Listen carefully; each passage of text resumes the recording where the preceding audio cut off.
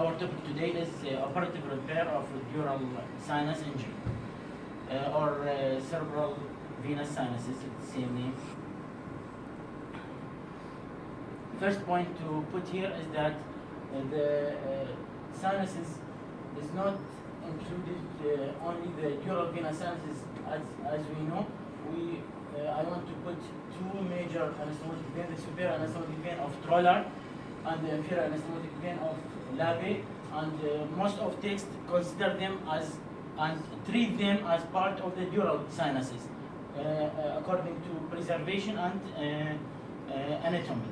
So it's the dural venous sinuses include all the non-sinuses, and we add the vein of Dural and vein of Labe. In the dural sinus injury, resident thinking and resident talking.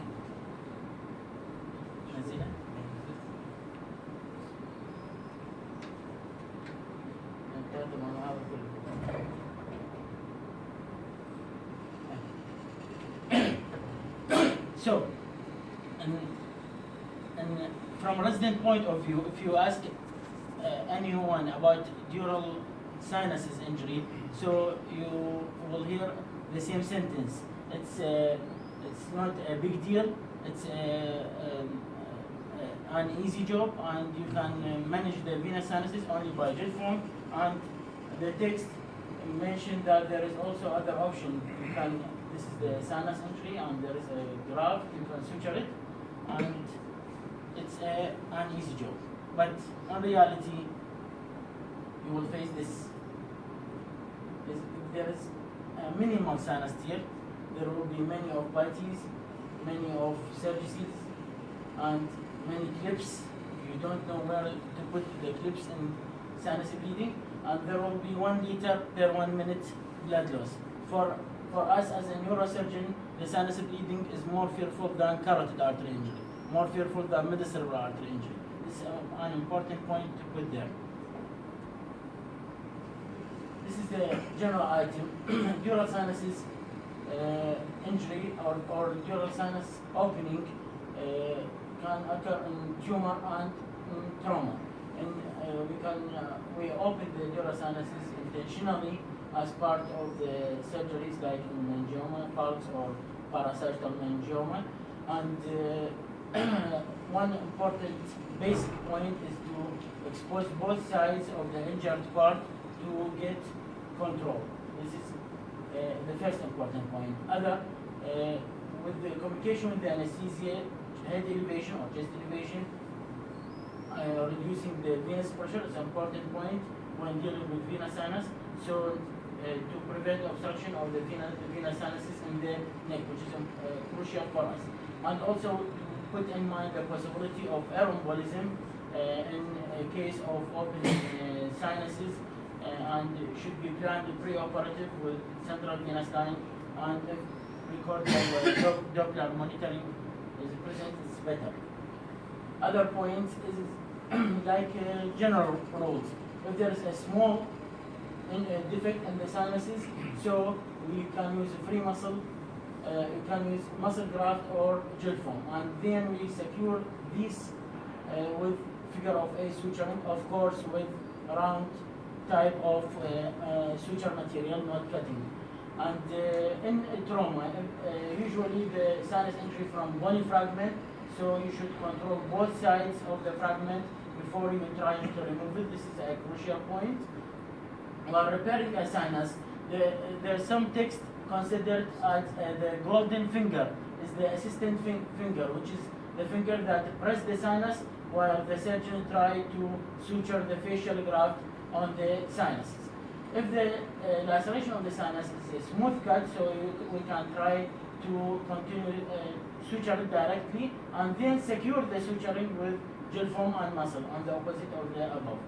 Finally, if there is a large defect or the sinus is completely disrupted, so here we can try Foley's catheter, Fogarty catheter put on both sides of the sinuses for hemostasis, then trying to repair with patch or interposition of venous graft. So in general, if we facing sinus injury, so inform the anesthesia, elevate the head, correct the neck, kink for improved venous return, and compress with patties or wet cotton compression with hemostatics, which is gel foam, surgical any type you want, and surgical wall repair if possible.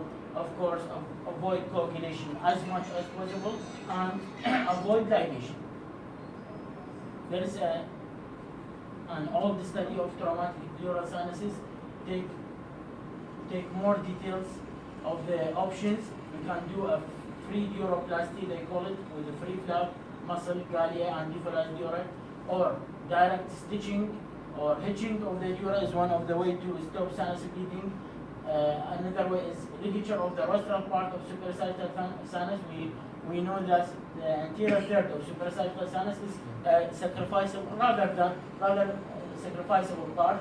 Also, occlusion of the lateral sinus by clips, pedunculated duroplasty, and any effort to arrest bleeding, usually multiple method, not single method. Another study which is interesting, measure the blood loss for each method of arrest or repair the sinus bleeding. If you use gel foam only, if you use hitch, the best way in the study, they describe a bilateral hitching of the sinuses over a gel foam. You put a gel foam on the sinus, then do hitching bilateral over the bony island. There will be the minimal blood loss. Actually, it's not very big difference. And of course, there is if you try to sinuraphy, it will take more time and it will cause more blood loss. This is the classic method of sinus injury. When this is the case of falx meningioma crossing the midline, this is the two sides, and they try to ligate the sinus. I think this is for anterior third. This is what we say. If it's small injury, you can put gel foam and secure with figure of 8. Other method is the assistant finger. Then, while the surgeon trying to suture the flap over the sinus injury, or the same in transverse sinus. This is disrupted sinus or major laceration. So put bilateral catheter on both sides, and then usually try to put a facial graft, or as in this case, interposition saphenous vein graft. So, one important point also that mentioned by Lady Gamsicha, which is one of the major vascular giants, he categorized he point to the approaches that we may encounter the major sinuses or major veins, which are the interhemispheric transcallosal. Here we are dealing with superior sagittal sinus, of course. Subtemporal approach, we are dealing with sigmoid or vena flavia, petrosal vena flavia and sigmoid. And supracervical and frontotemporal, we are dealing with the transverse or torcular or even the vein of Galen complex. So these are the approaches that there will be a possibility of injury to major sinuses. Options, there's many options of sinus closure. Either if this is a tumor on both the vessel, so we can partially remove with suturing side and the other side of the flap. Other option is total excision of the mass and direct suturing of the sinus injury. You see that they deal it like a normal vessel. Other option is end-to-end anastomosis. Other even more complex option is end-to-side anastomosis bilaterally. So you bring a vessel and like radial artery in this case, and after resection of the tumor, you close both ends of the sinuses, and you do end-to-side anastomosis bilaterally with this vessel. After these all options, so we think that if a part of sinus like this, or a branch of the sinus or part of the sinus are cut, there is many options to deal with. But this is the reality. It's a disaster.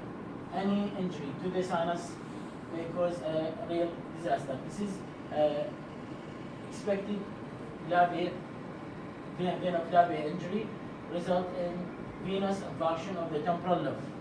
Actually, this patient died. So, may put an indication for sinus reconstruction. Not every sinus or dural or major vein injured, so we do reconstruction. So there is indication, which depends totally on the collateral. If you have good collateral, no need for reconstruction. If you have poor or no collateral, so it's a debate to do or not to do reconstruction according to the state. Another point, which is how to try to get rid of such anastomotic point or such attachment point. There's attachment of, I think this is a vein of Dural attached to the supersagittal sinus and the lesion or the target here. So there is they are trying, which is the same surgeon, trying to dissect the sinus as much as possible to create a cavity to work with. Other option, which is the most new option for avoiding sinus or major veins injury, is to choose either cortical incision, corticotomy, to get away from the sinus, or by using contralateral side.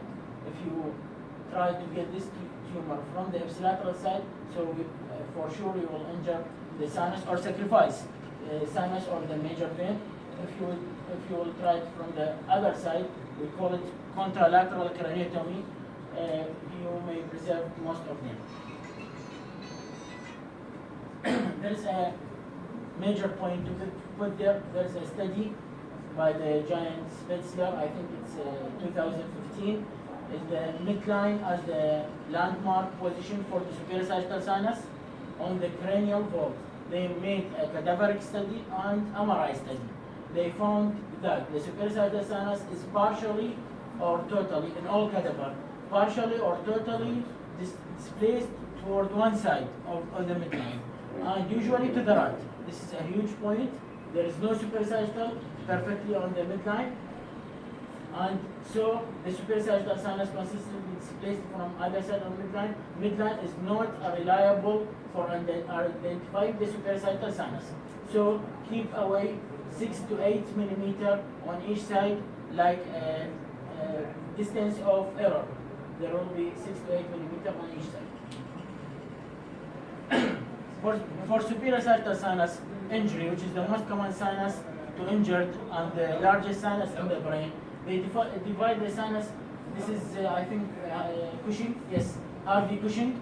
In the early division of the sinus, they divide superior sagittal sinus into 3 thirds, anterior and middle and posterior third, according to symptomatology and the shared tumor, I think, for parasagittal meningioma. So you divide the sinus into 3 parts. More recent division, they divide the sinus, the superior sinus, which is new for us. They divide the 2007, divide the superior sagittal sinus into 4 parts, according to the bridging vein, which is a crucial point.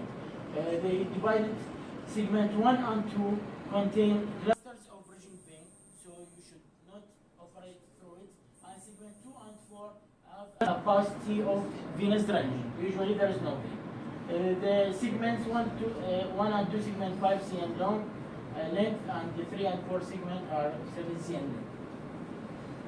Another study about the superior sagittal sinus injury, they have a conclusion that pre-operative suspicion and combination of surgical technique rather than one single technique may be effective in decreasing the sinus-related mortality. Actually, this is the main point I want to make it.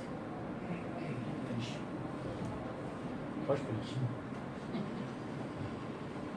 Finish.